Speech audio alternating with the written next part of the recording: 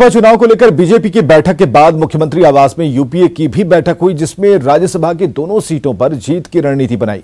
इस बैठक में राज्यसभा चुनाव के लिए कांग्रेस के पर्यवेक्षक पीएल पूनिया शामिल हुए और इस बैठक के बाद मुख्यमंत्री हेमंत सोरेन समेत सभी नेताओं ने राज्यसभा की दोनों सीटों पर जीत का दावा किया।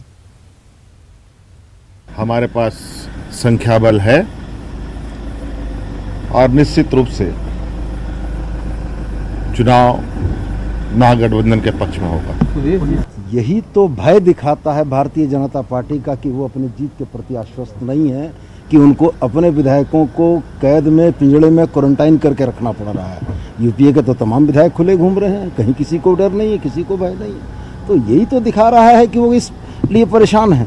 तो मैं सिर्फ यही कहना चाहूँगा कि 19 तारीख का इंतजार कीजिए, निश्चित रूप से चौंकाने वाले परिणाम आएगा और यूपीए दोनों ही सीटें जीतेगी। सब 19 से पता चलेगा। 19 को बीजेपी आपने जिस पर डोरा डाल रहे वो सब कह दो, वोट तो 19 के है ना, होम क्वारंटाइन में गया है, सब आ जाएगा। और रांची के सरला बिरला विश्वविद्यालय सभागार में एनडीए की बैठक में आजसू अध्यक्ष सुदेश महतो मौजूद रहे और इसी के साथ सुदेश महतो की एनडीए में वापसी भी हो गई।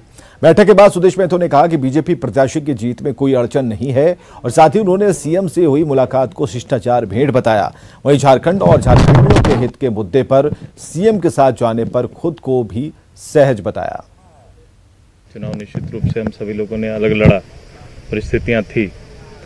भारतीय जनता पार्टी ने ही संयुक्त रूप से फिर से इसको बल देने का और हम सभी लोगों ने पार्टी के स्तर से भी निर्णय लिया था कि एक साधारण कार्यकर्ता के रूप में आज प्रदेश अध्यक्ष दीपक जी को समर्थन देने का निर्णय संगठन ने लिया है।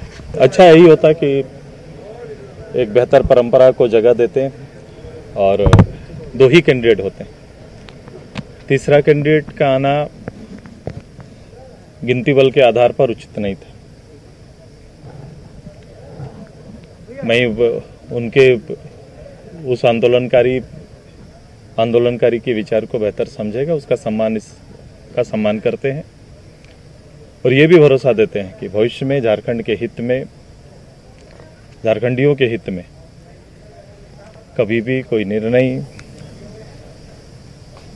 या फिर झारखंड के हित का कोई भी पहल हो, निश्चित रूप से हम उनका ऐसा कोई विचार आएगा तो उस विषय पर हम लोग सहज होंगे।